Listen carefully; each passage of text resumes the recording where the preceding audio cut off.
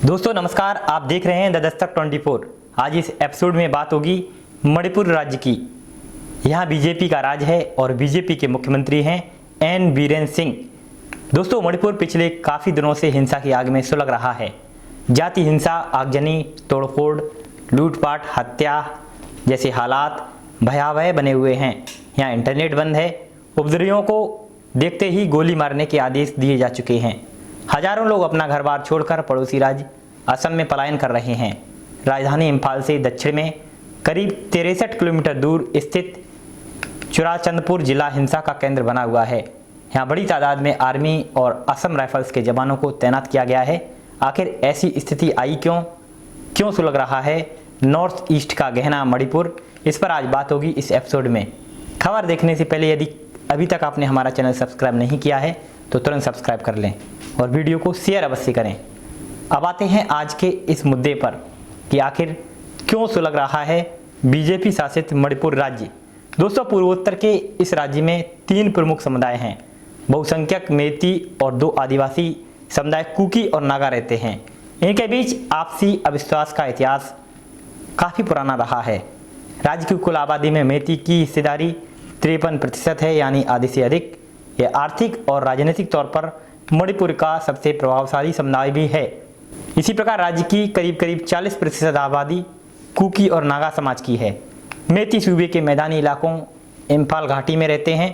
Cookie और नागा आदिवासी इम्फाल घाटी से सटे पहाड़ी इलाकों में निवास करते हैं। राज्य का 90% हिस्सा पहाड़ी इलाकों का है। मेती आर्थिक और राजनीतिक तौर पर सबसे शक्तिशाली और ताकतवर भी हैं। राज्य में किसी भी पार्टी की सरकार हो, लेकिन दबदबा मेती समाज का ही होता है। बता दें कि मौजूदा मुख्यमंत्री भी एन बीरेन सिंह इसी समाज से ताल्लुक़ रखते हैं। तो उधर कुकी और नागा समुदाय सरकार पर खुद के साथ सौतेला व्यवहार अपनाने का आरोप लगाते रहते हैं। ताज़ा हिंसा की 2 प्रमुख वजह हैं। एक है बहुसंख्यक मेती समुदाय को अनुसूचित जनजाति का दर्जा देने का फैसला, जिसका कुकी और नागा समुदाय विरोध कर रहा है। कुकी और नागा समुदाय को आज़ादी के बाद से ही आदिवासी का दर्जा मिला हुआ है। और दूसरी वजह है गवर्नमेंट लैंड सर्वे।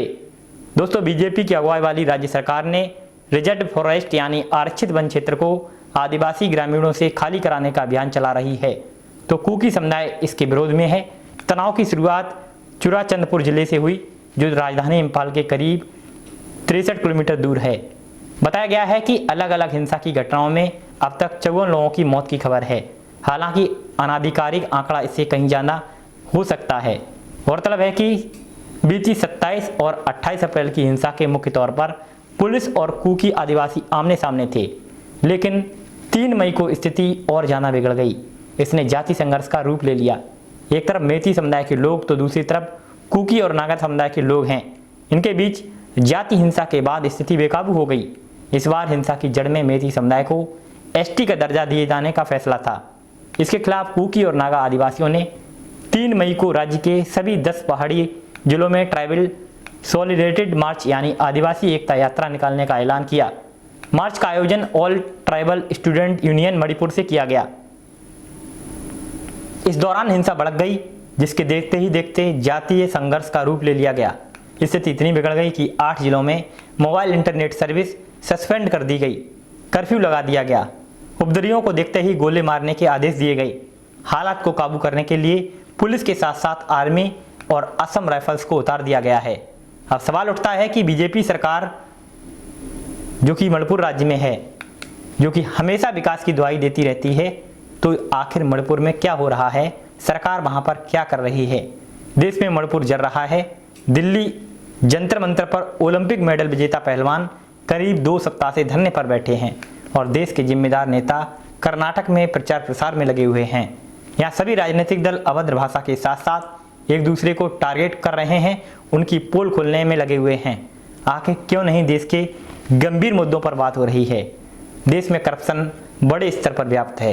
हर सरकारी विभाग में लूट मची हुई है, लेकिन यहाँ सब मौन हैं।